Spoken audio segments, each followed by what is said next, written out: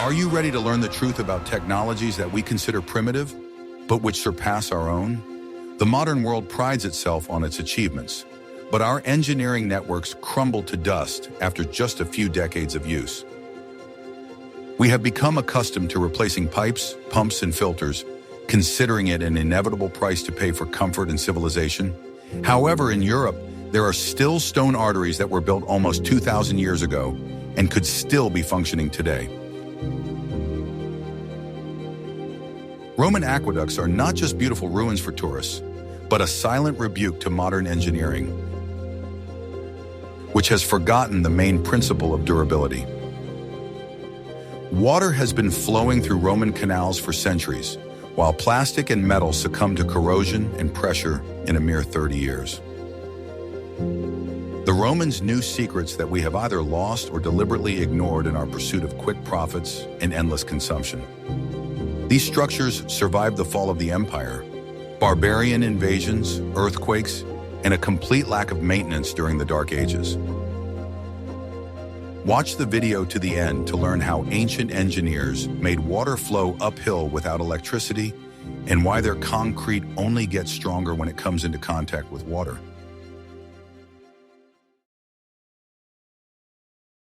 What if I told you that everything you believed about progress is wrong?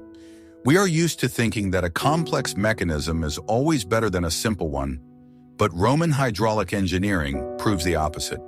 The entire water supply system of Rome was based on a principle that cannot be broken because it is a law of physics. We are talking about gravity, the only engine that does not require fuel, repairs, or replacement parts.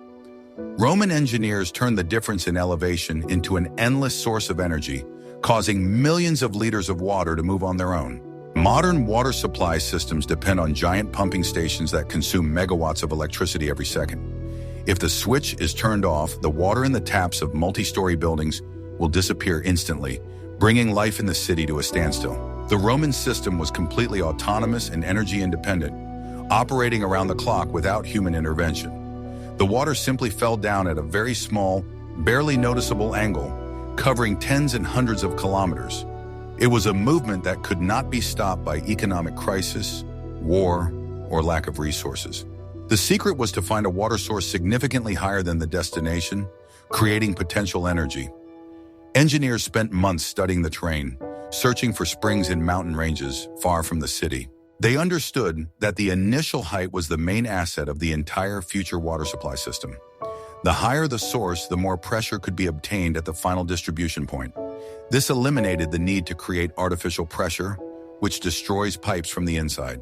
Modern pipes are constantly subjected to enormous overloads from powerful pressure pumps. The water inside them pulsates, vibrates, and seeks out any weak spot to escape.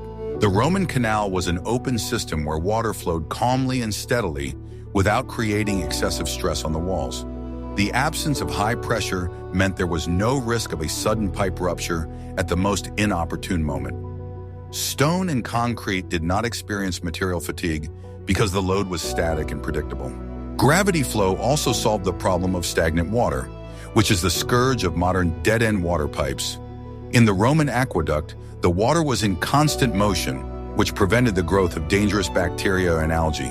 It did not have to stand in pipes waiting for someone to turn on the tap in their apartment. Excess water was not shut off by a valve, but discharged into the sewer system, flushing it and cleaning the city.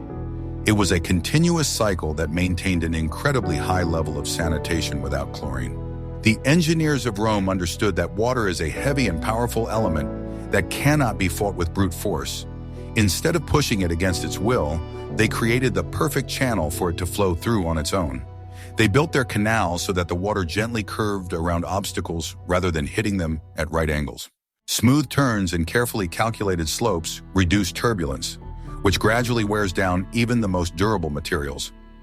It was an Aikido approach to engineering, using the enemy's strength to achieve one's own goal. The absence of moving mechanisms meant that there was simply nothing in the system that could break mechanically. There were no bearings that could seize up or gaskets that could dry out and leak. The entire aqueduct was a single monolithic structure made of stone and mortar, frozen in time. The only enemies of this system were external factors or the accumulation of sediment, but not internal wear and tear. It was this ingenious simplicity that allowed aqueducts to outlive the civilization that created them. We often confuse complexity with efficiency, creating vulnerable systems with thousands of points of failure. The Romans, on the other hand, strove for maximum simplicity, understanding that the fewer parts there were, the more reliable the structure would be. Their pump was the planet Earth itself, and this pump has a guarantee lasting billions of years. They did not try to conquer nature, but integrated their cities into its natural cycles. This philosophical approach to engineering is perhaps the main lost secret of antiquity. Imagine a modern city that has been without electricity for a week or a month. Water would disappear from the pipes within the first day, turning the metropolis into a humanitarian disaster zone. Rome could exist without an emperor, without a senate, and without an army, but water would continue to flow to the forums and baths. It was an infrastructure of survival, designed for the darkest days of history. Do you agree that modern technology makes us more vulnerable to natural disasters?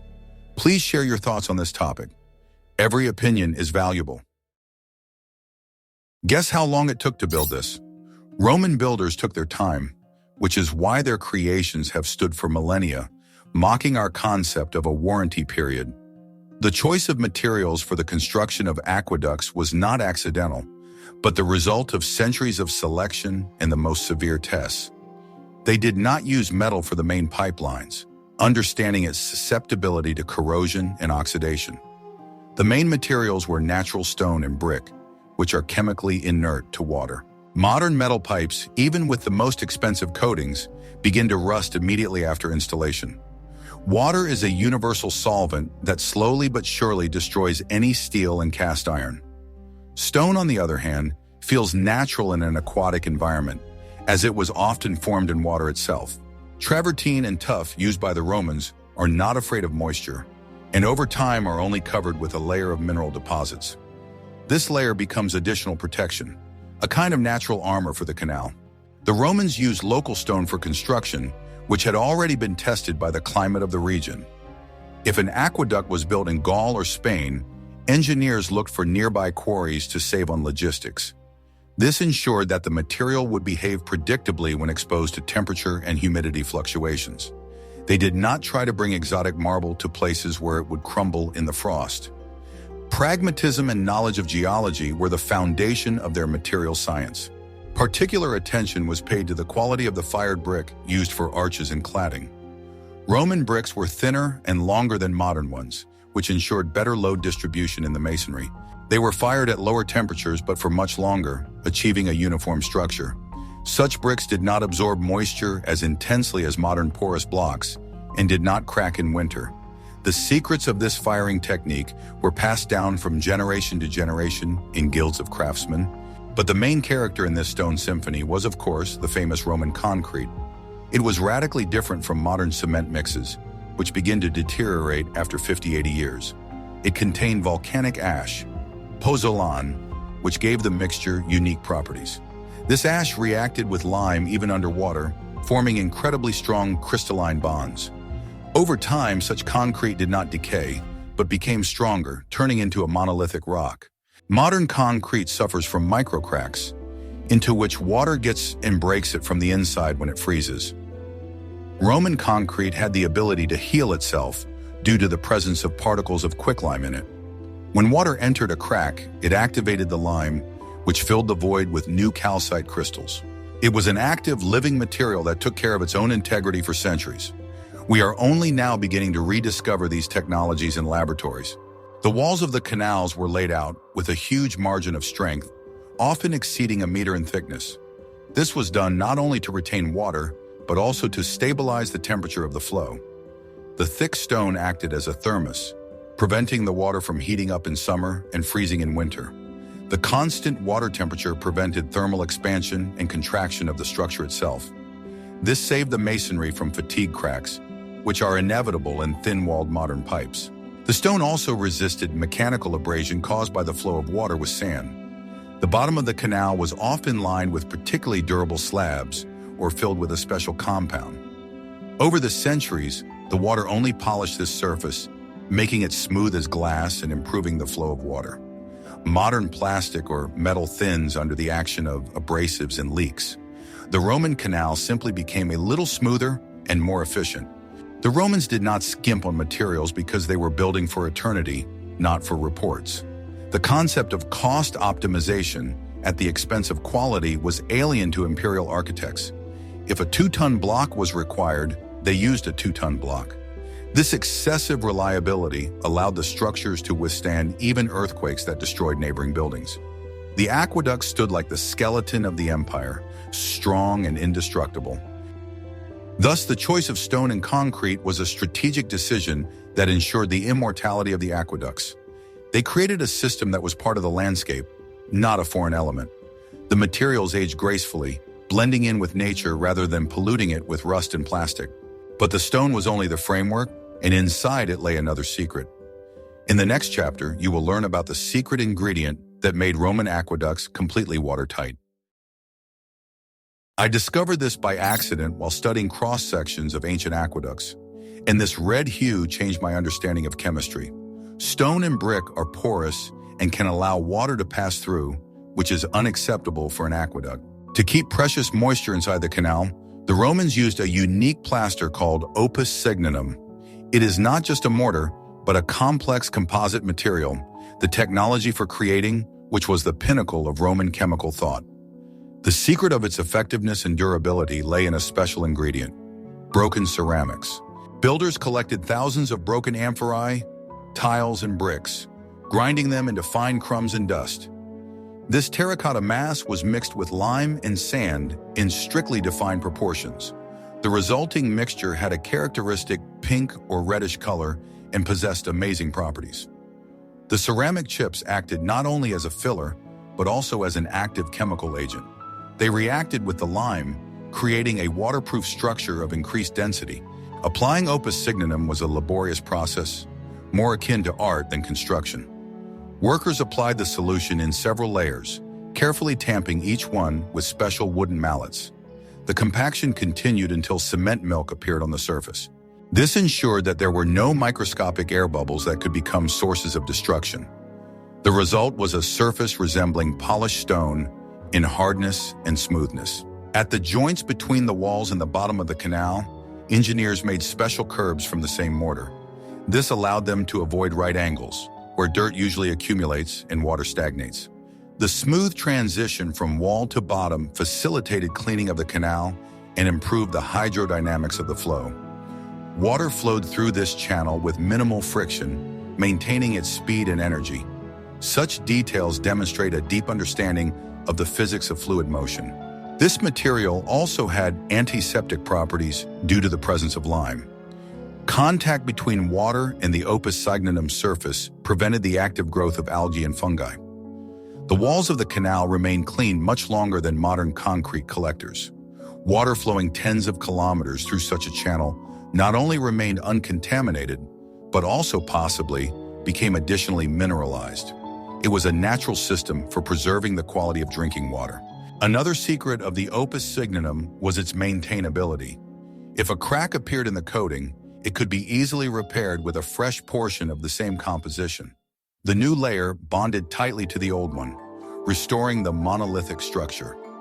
Roman repair crews could perform maintenance locally without rebuilding kilometers of the canal. This made the system cheap and efficient to operate for centuries. Interestingly, the Romans used this compound not only in aqueducts, but also in cisterns, baths, and floors. It was a universal sealant of the ancient world, affordable and reliable. The secret of its production was not a state secret. Any experienced mason knew it. It was the widespread use of this technology that ensured standardization of quality throughout the empire. From Britain to Syria, aqueducts were lined with this red waterproof shell. Modern polymer coatings and waterproofing membranes often peel off after 10-15 years.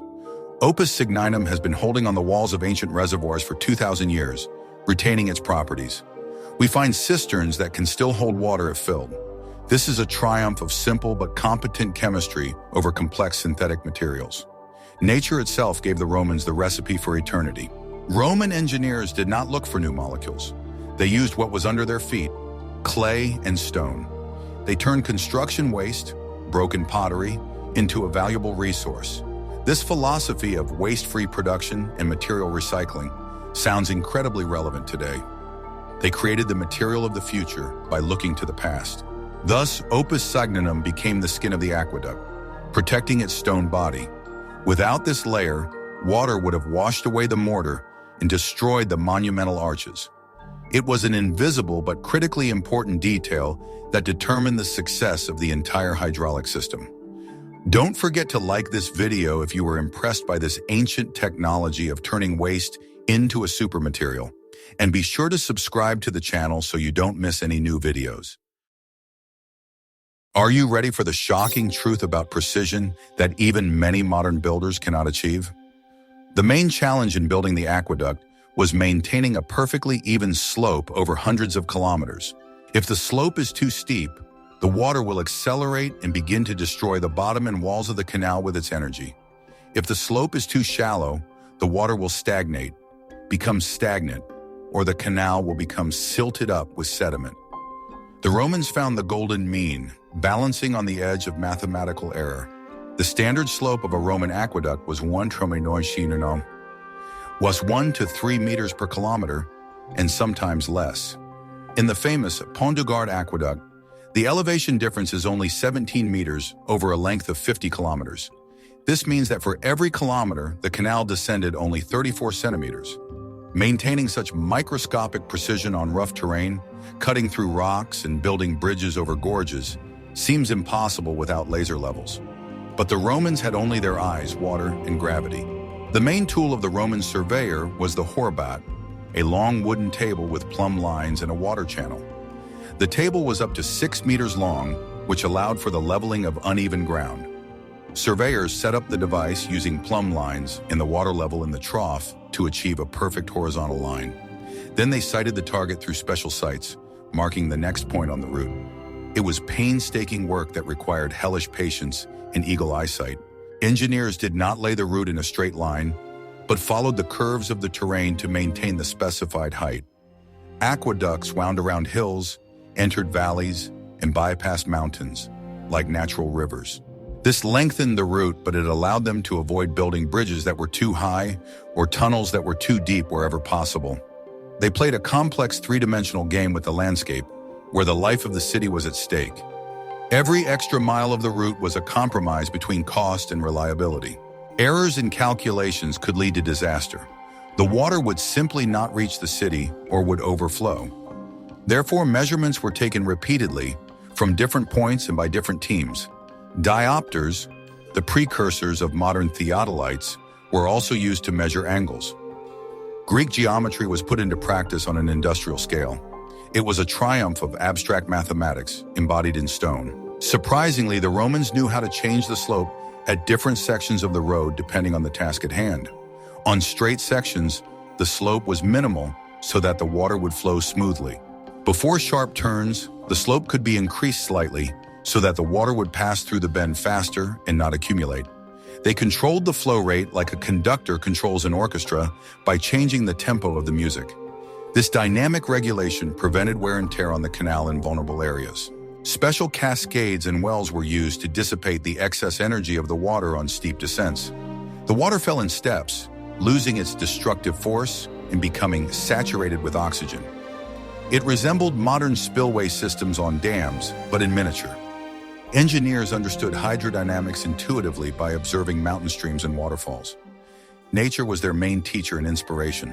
The accuracy of the calculations is confirmed by the fact that many aqueducts operated for centuries without any significant changes to their profile. Sediment did accumulate, of course, but it was distributed evenly thanks to the stable flow rate. If the slope had wandered, mud would have accumulated in the pits and water would have overflowed on the hills. The Roman horizon line was drawn by the hand of a master. When we look at modern roads that collapse a year after being laid, Roman precision inspires awe. They built without satellites or computers, but their errors were measured in millimeters per kilometer. This proves that the human factor and professionalism are more important than any gadgets. A tool is merely an extension of the master's hand, not a replacement for his head. The ideal slope is the core of the Roman engineering marvel, an invisible string stretched across the entire empire. Without this mathematical precision, all the majestic arches would be just a pile of beautiful stones. Water does not forgive mistakes, and the Romans knew this very well. Do you think they could have used some lost tools for such measurements? In the next chapter, you will learn why you would not even notice most aqueducts as you walk by. We are used to imagining Roman aqueducts as majestic stone bridges crossing valleys. This image is repeated in textbooks and tourist brochures, creating a false impression of the system. In reality, the arches made up only a small part of the total length of the aqueduct, often less than 20%. The main part of the water's path, about 80–90%, ran underground, hidden from view and from enemies. It was a pragmatic and ingenious solution that ensured the system's incredible longevity. The construction of underground channels was significantly cheaper and faster than the construction of giant bridges. The earth itself served as a support for the walls and arches, which saved a huge amount of stone and mortar. The workers only had to dig a trench, lay the canal, and fill it back in with soil. This reduced the risk of the structure collapsing under its own weight or from the wind. Economics dictated its terms even in wealthy Rome. The underground location protected the water from its main enemy in a hot climate, evaporation. An open canal under the scorching Italian sun would lose a significant part of its precious moisture. The earth served as an ideal insulator, keeping the water cool and preventing loss. The townspeople received fresh, cold water at the outlet, rather than warm soup heated during a day's journey. This was critical for the taste of drinking water. In addition, the layer of soil reliably protected the water from contamination by dust, leaves, and animals. Birds could fall into an open canal, trash could blow in, or insects could get in, which would inevitably lead to disease. The underground canal was a sealed system accessible only to maintenance specialists. It was the first line of sanitary defense for the huge metropolis. Environmental safety was built into the very design. The military aspect also played a key role in the choice of underground construction. The majestic arches were an excellent target for enemy armies wishing to besiege the city. By destroying a couple of bridge supports, it was possible to deprive Rome of water in a matter of hours. An underground canal was much more difficult to find and destroy, as its location was often not obvious on the ground. It was a strategic dual-purpose infrastructure. The Romans also dug tunnels several kilometers long through mountains when it was impossible to go around them.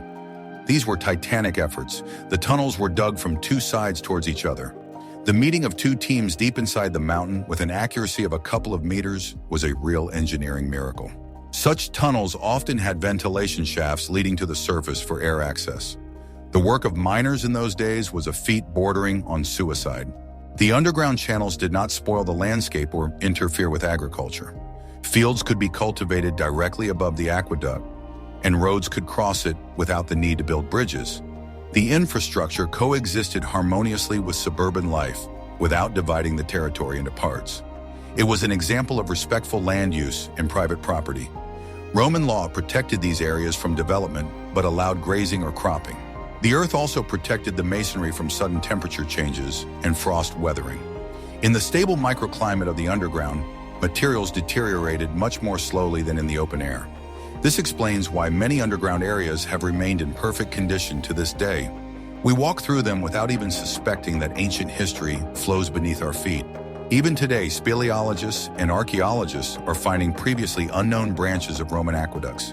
It is a huge ramified network that entangles Europe like the root system of a giant tree. The visible arches are just the tip of the iceberg, a beautiful demonstration of power. The real work was done in the darkness and silence of the underground. Thus, underground aqueducts are a triumph of rationalism over vanity. The Romans built arches where it was unavoidable, but hid the water underground where possible. This balance between monumentality and secrecy made the system effective and invulnerable. But how did they purify the water flowing in this darkness? What large filter companies hide, the Romans understood 2,000 years ago. The best purification is gravity and time. Water from natural sources, despite its purity, always carries sand, silt, small stones, and suspended solids.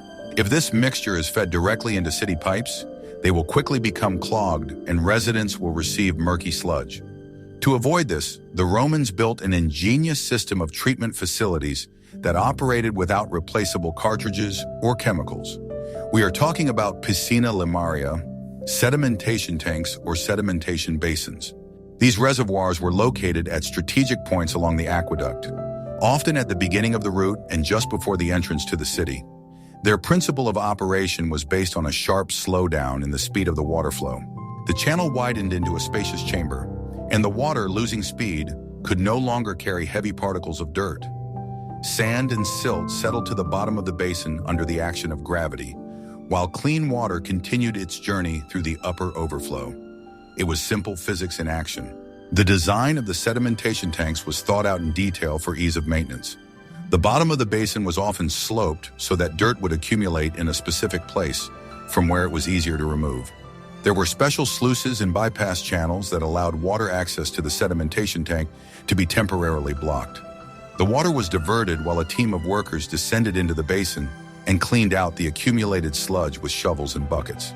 The system did not stop for a minute, and the city's water supply was not interrupted. Some sedimentation tanks had a multi-stage purification system consisting of several chambers in a row. Large stones and branches settled in the first chamber, coarse sand in the second, and fine suspended solids in the third. The result was crystal clear water, ready for consumption. The efficiency of such purification was remarkable, given the absence of mesh filters. Gravity did not let anything unnecessary through if given enough time. The size of these structures could be impressive, resembling underground palaces with columns and arches. The Romans spared no effort in finishing them, using the same waterproof cement and high-quality bricks. Inside, it was dim and cool, creating a special microclimate that prevented the water from blooming. These were sanitary temples dedicated to cleanliness.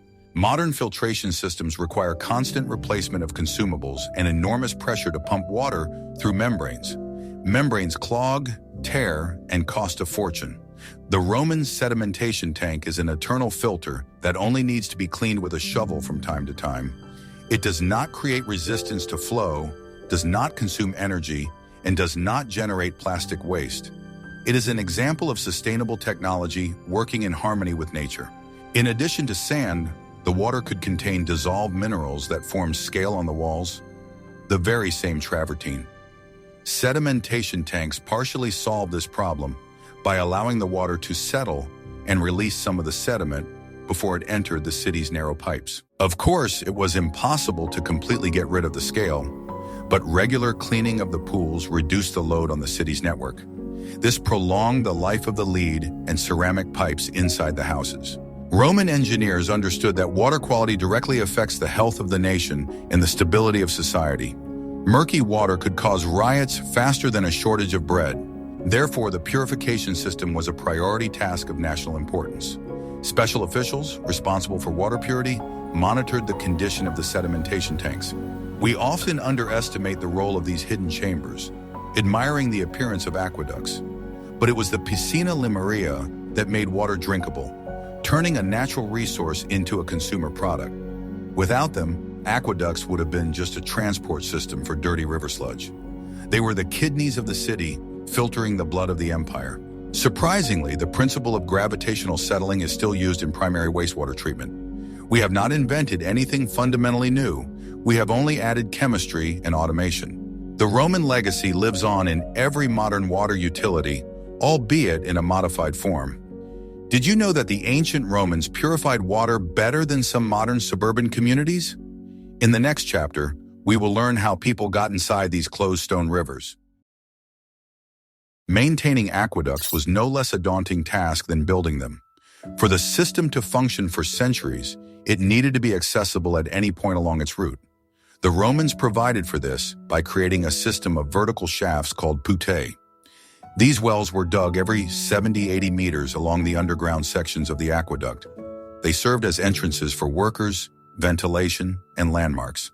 From the outside, such a well looked like a small pile of stones or a neat tower rising above the field. Inside, it was a narrow vertical shaft, often lined with stone, with steps or brackets carved into the walls. The shafts could reach depths of tens of meters, especially in hilly terrain.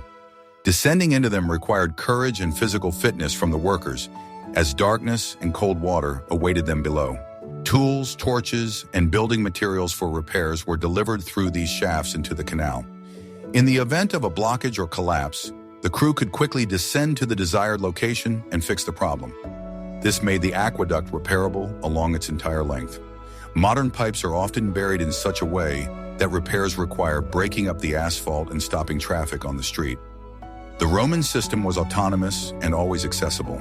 The shafts also served to ventilate the canal, providing a flow of fresh air to the water. This prevented musty odors and saturated the water with oxygen, improving its taste. Air was also necessary for workers who spent many hours inside cleaning. Without this sophisticated ventilation system, working underground would have been impossible due to the risk of suffocation. During the construction of the aqueduct, these same shafts were used to remove soil and control the direction of the tunnel. Surveyors lowered plumb lines through them to check the accuracy of the tunnel's course. After construction was completed, the technological openings were converted into service hatches. This is an example of forward-thinking planning, where temporary structures become part of the permanent infrastructure. Regular cleaning of the canal from lime deposits was backbreaking work. The deposits narrowed the channel's clearance, reducing the flow of water, so they had to be knocked down by hand. Workers waded knee-deep in water in the dark, lit only by the dim light of lamps, and chipped away at the hard rock from the walls. Baskets of debris and fragments were lifted to the surface through the same shafts. The presence of shafts made it possible to pinpoint the location of water leaks. If the supervisor noticed that the water level in one well was normal, but had dropped in the next, it meant that the problem was located between them. This simplified the diagnosis of a multi-kilometer system without complex sensors and electronics. Simple logic and visual inspection were the main monitoring tools. Security zones were often set up around these wells, prohibiting the dumping of garbage or the construction of buildings nearby. Contamination of the shaft could lead to water poisoning throughout the city, which was considered a serious crime. Roman law severely punished those who damaged hydraulic structures. The puttae were sacred points of entry into Rome's bloodstream. Today, we can only see the remains of these shafts in the form of strange holes in the fields of Italy and France. Many of them are filled in or overgrown with bushes, but they still lead into the emptiness of ancient canals. These are doors to the underground world that the Romans left open for us. The access system was so reliable that some of the shafts are still used by speleologists today. This speaks to the quality of the masonry and engineering calculations. The Romans built so that their grandchildren could repair what their grandfathers had built. This principle of continuity of responsibility has been completely lost in the culture of disposable items. Sometimes the aqueduct encountered a valley so deep and wide that building an arch bridge across it was technically impossible or insanely expensive. It seemed like a dead end. Water cannot climb the opposite slope on its own. But Roman engineers found a solution using the principle of communicating vessels, known as a reverse siphon. It was the most technologically complex and risky solution in their arsenal. The essence of the method was to drive the water into sealed pipes, lower them to the bottom of the valley, and then raise them up the slope to the other side. The water, accelerated by the fall, rose by inertia in the law of hydrostatics to almost the same height from which it began its descent. Almost. Because some of the energy was lost to friction, so the exit point was always slightly lower than the entrance. This required extremely accurate calculations of the height difference. A conventional stone channel was not suitable for siphons. The water pressure at the lowest point of the valley was enormous and would have broken any masonry. Therefore, the Romans used lead pipes, fistulae.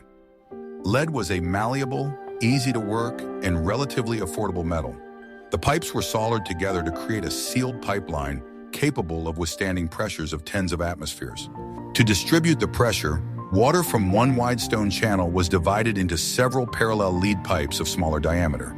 This reduced the risk of a catastrophic rupture. If one pipe burst, the others continued to work.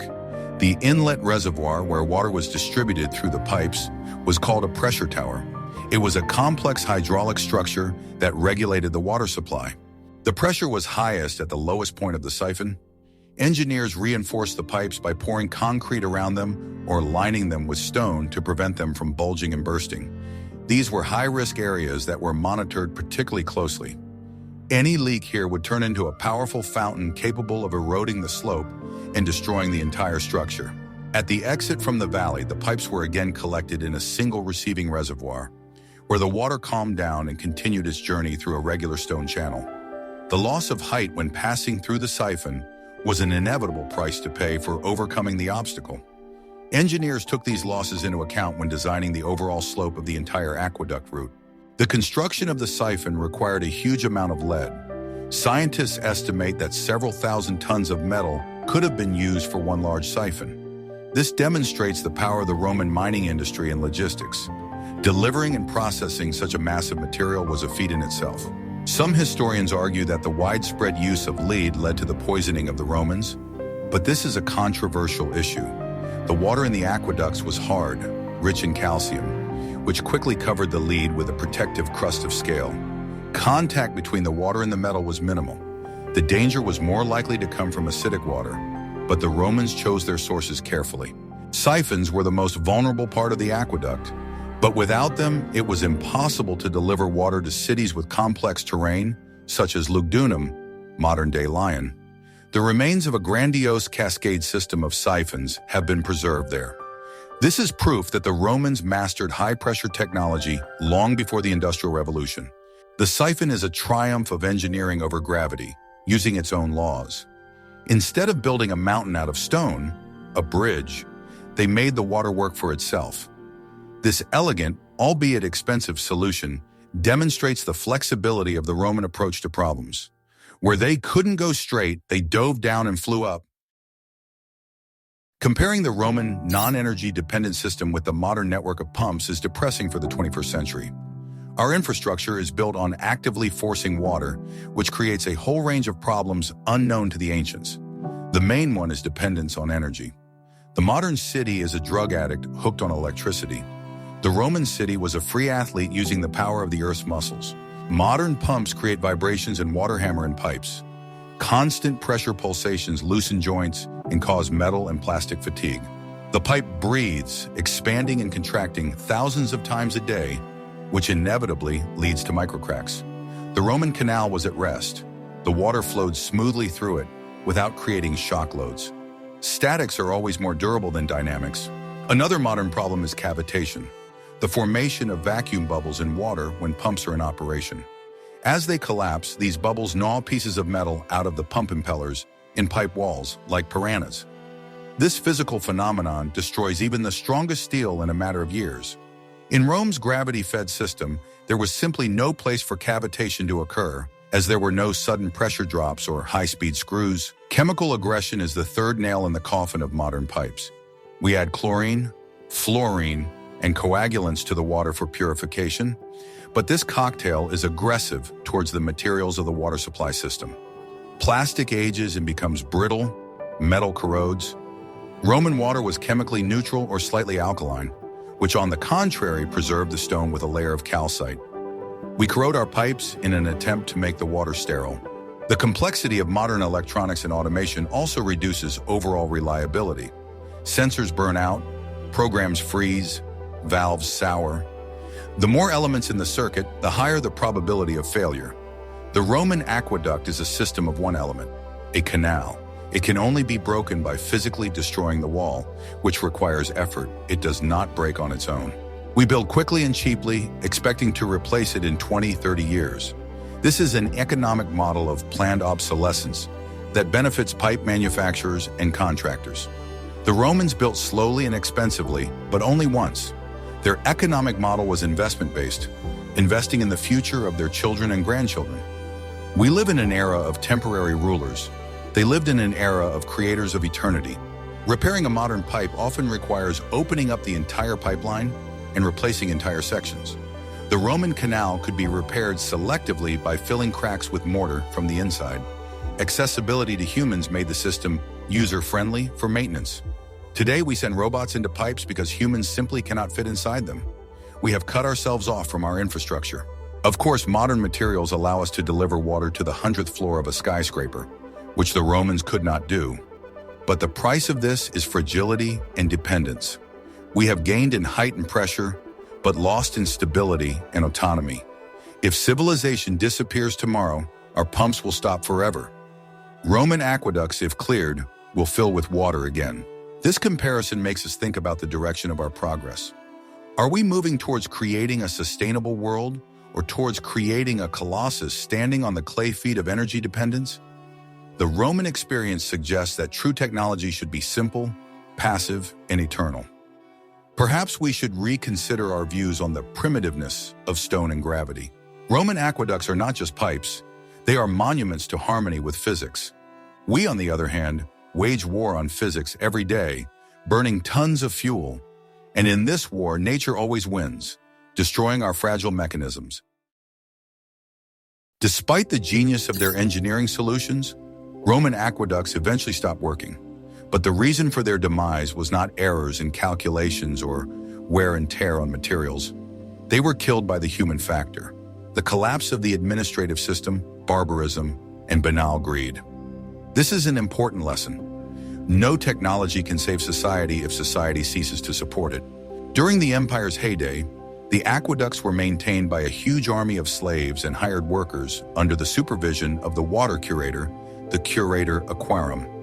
This was a high government position held by respected senators.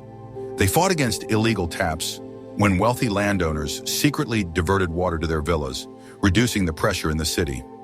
Water theft was a perennial problem that was combated with fines and confiscations. As the empire began to weaken, control also weakened. Funding for repairs was cut, and the number of caretakers decreased. The channels began to become clogged with calcium, and their capacity declined. Without regular cleaning, the perpetual motion machine began to suffocate. The technology required discipline, and discipline disappeared along with the power of the state. Barbarian invasions dealt a physical blow. While besieging Rome, the Goths cut the aqueducts to deprive the city of water and force it to surrender. It is easy to destroy an arch, but difficult and expensive to restore it. In the chaos and war, there was no one to carry out the complex repairs. Water began to seep into the ground, turning the surroundings of Rome into swamps. In the Middle Ages, people forgot the purpose of these structures. Stones from the aqueducts were taken away to build houses and churches. The majestic arches were turned into quarries. It was a process of cultural degradation when a great heritage was destroyed for short-term gain. Knowledge of hydraulic engineering was lost, and Europe sank into unsanitary conditions for centuries.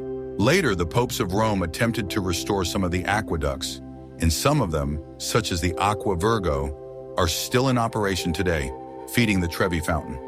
This is living proof that, with proper care, the system could indeed be eternal. The sections that were not dismantled by humans still stand today, having survived 1,000 years of neglect. The history of the decline of the aqueducts teaches us that infrastructure is a reflection of the state of society. As long as society is organized and values the common good, water flows. When an era of selfishness and decay sets in, even the most ingenious canals dry up. Technology is powerless without the culture to maintain it. We see that even perfect engineering cannot withstand social collapse. The Romans built hardware that could have lasted forever, but the software, the social structure, failed. This is a warning to us. Preserving technology requires not so much resources as responsibility. Today, aqueducts stand like dinosaur skeletons, reminding us of past greatness. They lost not to time, but to people. But even in their ruined state, they command more respect than many intact modern structures. This was the end of a great water civilization. The water is gone, but the stones remain to tell us this story, and perhaps to teach us to appreciate what we have before it is too late. Roman aqueducts are the epitome of engineering. Low complexity, zero energy dependence, and the ability to operate for centuries with minimal maintenance. We have seen how simple solutions, gravity, stone, the right slope, prove to be more effective than complex modern technologies. The Romans did not try to defeat nature. They made it their ally, and nature has rewarded them by preserving their creations for 1,900 years. Their concrete hardens in water, their pipes never wear out, and their filters never need replacing. This lesson from history is more relevant than ever. In our pursuit of innovation, we often forget about reliability and durability. Maybe we should look back sometimes to build a better future? What other ancient technologies do you think are undeservedly forgotten and could be useful today? Suggest topics for new videos in the comments, and don't forget to subscribe to the channel so you don't miss the next investigations into the engineering mysteries of the past.